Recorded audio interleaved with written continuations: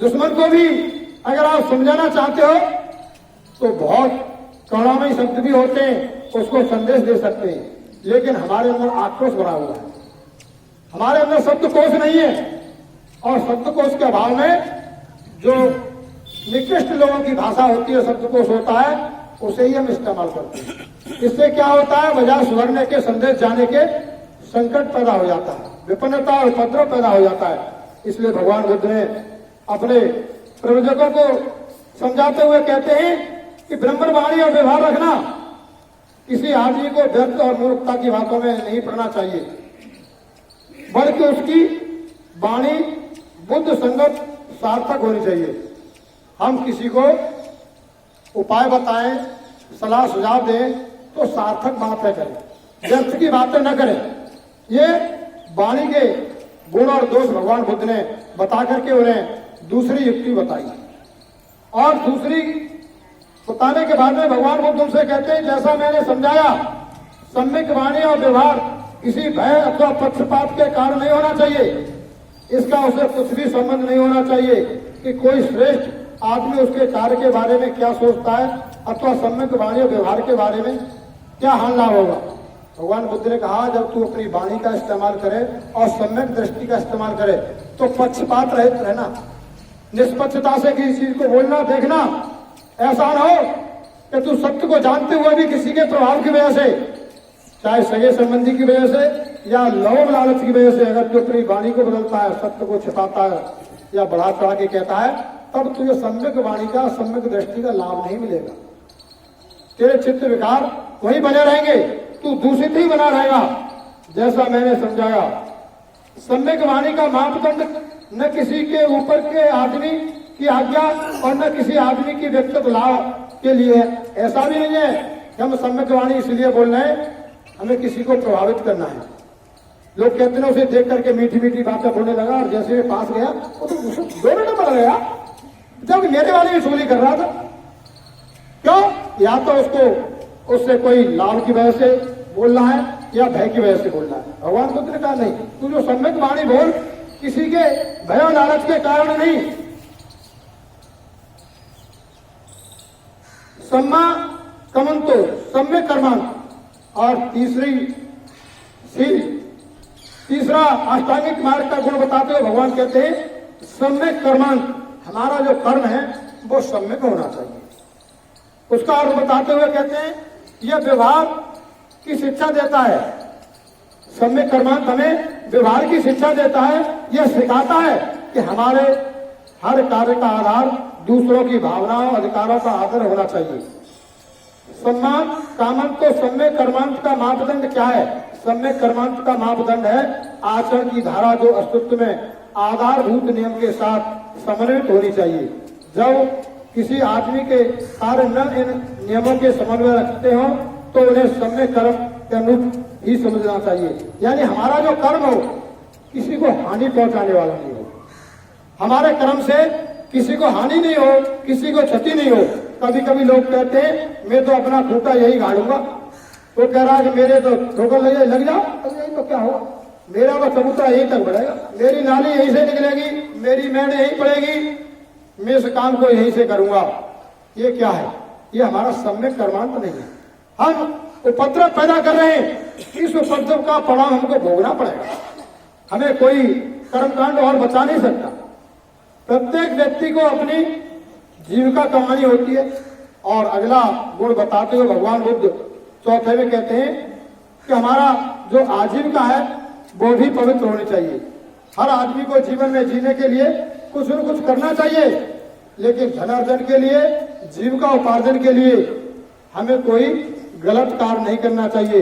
वो सम्यक आजीविका होनी चाहिए। उसका अर्थ समझाते हुए भगवान बुद्ध कहते हैं लेकिन अपनी आजीविका कमाने के कुछ तरीके हैं, उन तरीकों में कुछ बुरे हैं और कुछ अच्छे हैं। बुरे तरीके वे हैं जो किसी को चोट पहुंचाते हैं अथवा किसी के साथ अन्याय करते हैं। अच्छे तरीके हैं जिसमें आदमी के बिना किसी को हानि पहुंचाए अथवा बिना किसी के साथ अन्याय किए अपनी आजीविका कमाता है, यही सम्यक आजीविका है। सम्यक आजीविका क्या है? हमारा सम्यक रोजी रोटी क्या है? हम किसी को बिना हानि पहुंचाए, बिना किसी के साथ फिर बदल किए, बिना कोई धोखाधड़ी के अगर हमारा रोजी रोटी चलती है, चाहे वो सर्विस हो, व्यापार हो, मजदूरी हो, तो वो बरकत करेगी, आपके चित्त को शांत करेगी। ऐसा नहीं है, आपने देखा है लोग कि आबकारी के चक्कर में, शराब उत्पादन के चक्कर में नकली शराब बनाने लगते हैं, और आपने देखा है एक एक दिन में 100-100, हजार आदमी मारे जाते हैं। शराब पी करके 4 मर गए, 10 मर गए, 6 मर गए, और वो सम्यक व्यवसाय नहीं था। और कहा तो हमारा धंधा है, ज्यादा पैसा कमाने के चक्कर में उन्होंने नकली शराब बना दी और उसे लोग पी करके मर गए। उसके चित्त को चैन नहीं पड़ेगा। पैसा इसलिए कमा रहा था कि मेरा मान सम्मान बढ़ेगा, मुझे यश मिलेगा, सुख मिलेगा। सुख कहाँ मिला? वो तो सलाखों के पीछे चला गया, उसका पूरा जीवन ही बर्बाद हो गया उसी चक्कर में। आपने देखा होगा सटोरिया, ज्वारी क्षणों में पैसे वाले होने का लालच देते हैं, व्यवसाय करते हैं, लेकिन जब उनका सामाजिक अपमान होता है, जब वो गिरफ्तार होके जाते हैं, सलाखों के पीछे जाते हैं, तो वो जिंदगी भर उस अवसाद से नहीं उबर पाते, न वो सम्मान हासिल हो पाता है। लोग दूर से कहते हैं सटोरिया जा रहा है, ज्वारिया जा रहा है, गलत काम को करने वाला जा रहा है, उसका सम्मान नहीं करते। आप भले ही कम धनवान हो, लेकिन आपने किसी के साथ में फेरबदल नहीं किया, धोखाधड़ी नहीं की है, कोई कानून विरुद्ध कार्य नहीं किया है, कोई समाज विरुद्ध कार्य नहीं किया है, तो आप थोड़ा भी कमाने के बाद भी सम्मान की दृष्टि से देखे जाएंगे। वैश्या बहुत बड़े पैसे कमाती है। आपने देखा है किसी ने वैश्या के गले में माला डाल करके गली में घुमा दो, ये सम्मानित महिला आई है। पैसे से ही सम्मान नहीं होता, आपके आचरण से सम्मान होता है। आप सदाचारी बने, ये भगवान बुद्ध गुण बताते हैं जिससे आप चित्त मलों से मुक्त हो सकते हैं। और सम्यक व्यायाम, सम्यक व्यायाम का अर्थ है ठीक ठीक प्रयास करना। हमने ये तो लक्ष्य बना लिया, हम पीसीएस अफसर बनेंगे, हम आईएएस अफसर बनेंगे, हम मिनिस्टर बनना चाहते हैं, लेकिन हमारा सम्यक व्यायाम नहीं है, सम्यक प्रयास नहीं है। हम निरोग तो होना चाहते हैं, लेकिन शरीर को नहीं हिलाना चाहते। चारपाई पर पड़े पड़े ही कहते बाबा रामदेव हमें उपाय बता दो, हमारी शरीर सुडौल हो जाए, सुंदर हो जाए, पेट कम हो जाए, लेकिन शरीर नहीं हिले डुले। हम कहते हैं हमारा बच्चा आईएएस पीसीएस हो जाए, बच्चे भी सपने देखते हैं कि हम आईएएस पीसीएस बन जाएं, लेकिन हमको रात को न जगना पड़े और दिन में भी मौज मस्ती में घूमो। ये क्या है? हमारा सम्यक प्रयास नहीं है, सम्यक व्यायाम नहीं है। व्यायाम से मतलब दंड बैठक से ही नहीं है। दंड बैठक करना भी एक प्रयास है आपके शरीर को उत्तम बनाने के लिए। अगर उस प्रयास को आप नहीं करेंगे, वो व्यायाम नहीं करेंगे, तो आपका शरीर भी सुडौल और सुंदर और निरोग नहीं बनेगा। इसलिए मनुष्य को अपने लक्ष्य को प्राप्त करने के लिए सम्यक प्रयास करना चाहिए, सम्यक व्यायाम करना चाहिए, यथाशक्ति उसका प्रयास करना चाहिए, तो निश्चित रूप से उसको जो है लाभ मिलेगा। अविद्या को नष्ट करने का प्रथम प्रयास है, जो उस द्वार तक पहुंचकर उसे खोलता है जहां से उसे दुखद कारागार से बाहर निकाला जा सकता है। सम्यक व्यायाम के 4 उद्देश्य हैं, और जब आप सम्यक व्यायाम करेंगे अर्थात सम्यक प्रयास करेंगे, ठीक ठीक प्रयास करेंगे, तो उसके 4 लाभ होंगे। एक, आष्टांगिक मार्ग के विरोधी चित्त विकृतियों का रोकना। आपके जब आप सार्थक कर्म करेंगे तो आपके मस्तिष्क में जो विकृतियां पैदा होती हैं वो रुक जाएंगी। चित्त की विकृतियां क्यों पैदा होती हैं? हमारी अकर्मण्यता की वजह से। और कौन सी अकर्मण्यता? या तो हमने सम्यक दृष्टि का पालन नहीं किया, सम्यक वाणी का पालन नहीं किया, हमने इसकी वजह से विकृतियां पैदा हुई। लेकिन हम सम्यक प्रयास करेंगे और ऊपर के गुणों का प्रयास करेंगे तो हमारे चित्त विकृतियां रुक जाएंगी। दूसरा है चित्त विकृतियों के दवा देने से जो पहले से उत्पन्न हो गई हो। दूसरा, हम सम्यक प्रयास करेंगे तो हमारे बीच में अगर पहले से कोई घृणा भाव है, किसी के प्रति द्वेष भाव है, तो धीमे धीमे वो खत्म हो जाएगा।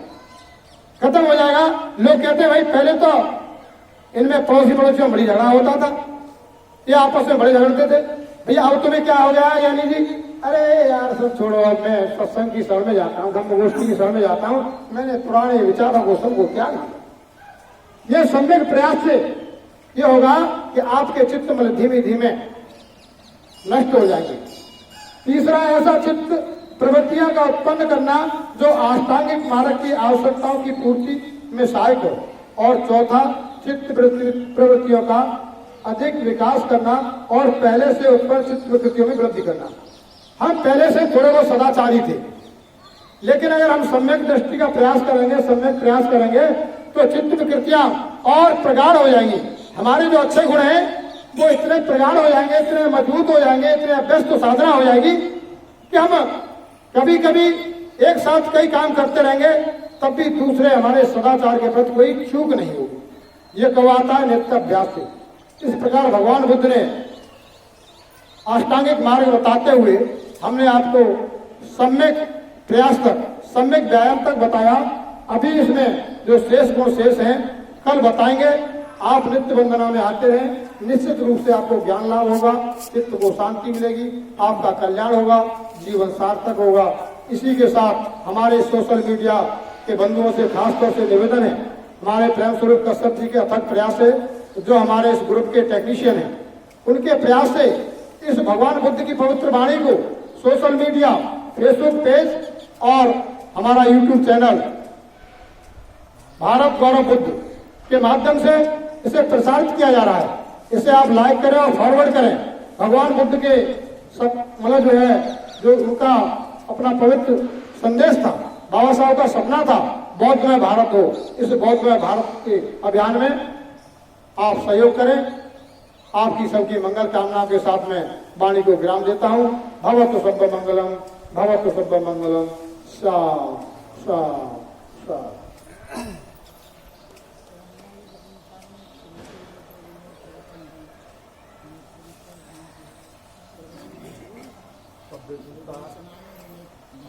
सभ्य सत्ता लोक कल्याण के लिए, लोक मंगल के लिए की जाती है, वो करते हैं। सभ्य सत्ता सुखी होयन्तु,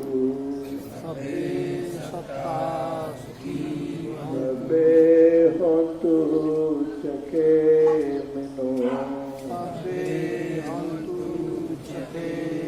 सभे भद्राणि पश्यन्तु, मा कश्चित् दुःखमागमात्,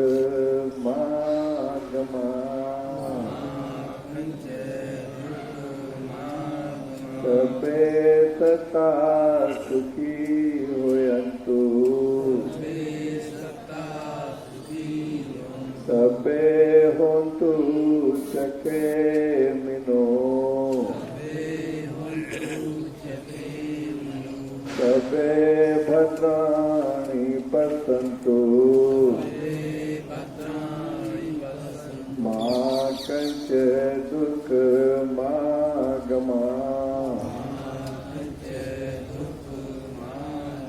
सभे सत्ता सुखी होयन्तु, सभे होन्तु सखे मिनो, सभे भद्राणि पश्यन्तु, मा कश्चित् दुःखमागमात्।